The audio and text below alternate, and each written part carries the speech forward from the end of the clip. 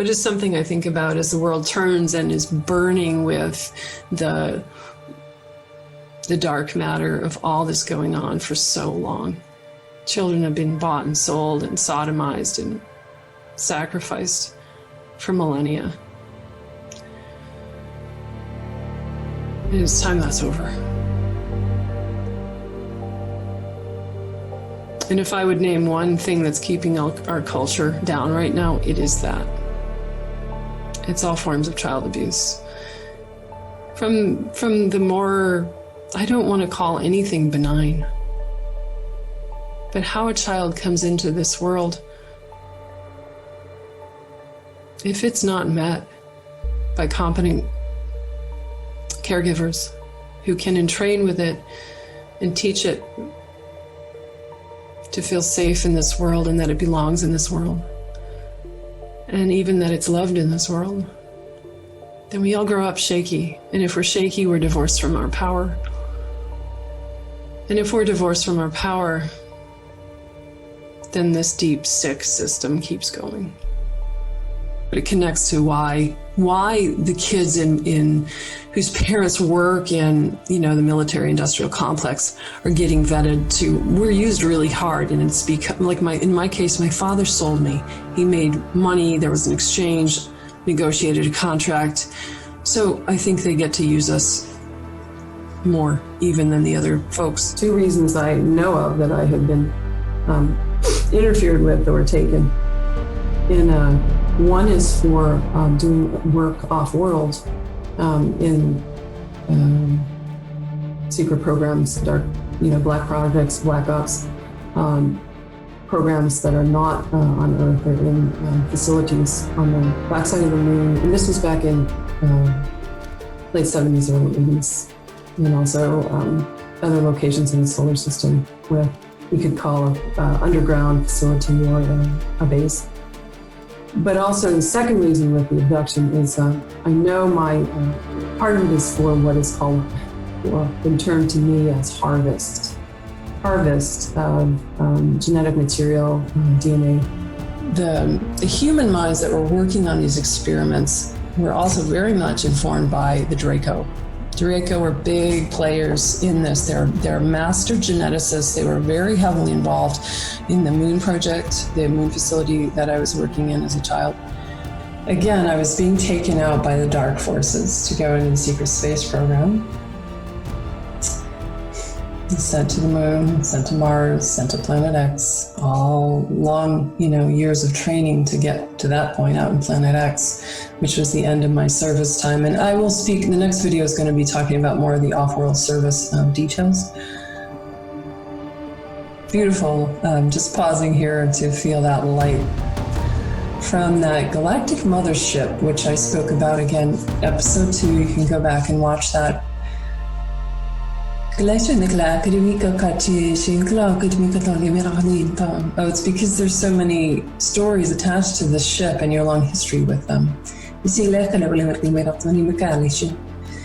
My relationship with the ship is being as a child up there with a variety of other beings is probably why the galactic languages for me I have so many different ones that come through.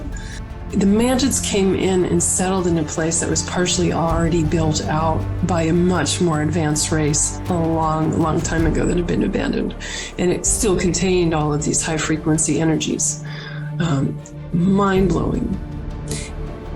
And it was alive. The material was alive. And I think our commanders were wanting us to get the tech. They weren't telling us, you're going to go in there and be endangered. It was intelligent, it was sentient, and it was also creating kind of a frequency fence to protect them. And protect them it did. Some of us died.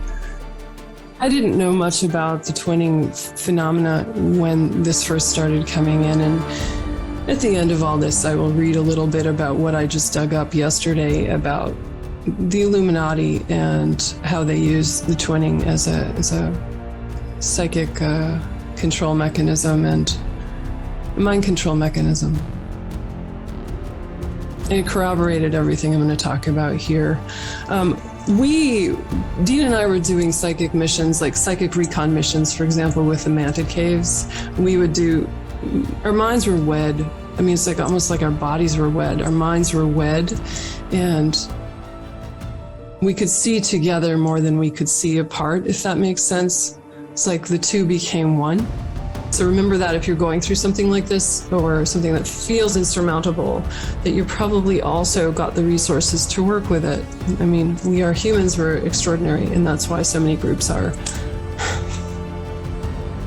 after us, or have been, wanting to use us and fetch our DNA and manipulate our minds and invert our sexuality. Because we're powerful.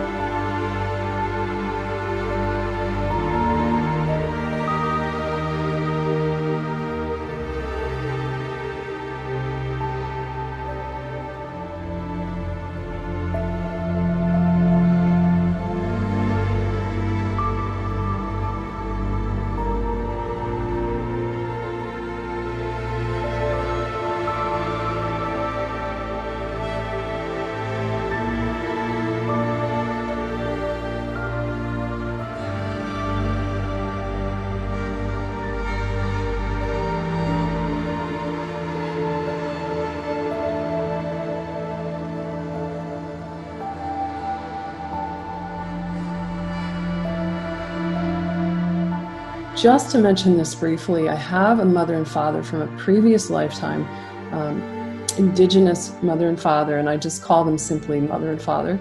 They've been with me every day for about 2.5 years. They were my parents from a previous lifetime with the Crow people, and they've helped me heal so much. They've done soul retrieval work for me. They helped me journey to get parts back. And that's actually ongoing. Like even today, I was working with them this morning. And their love is so beautifully unconditional.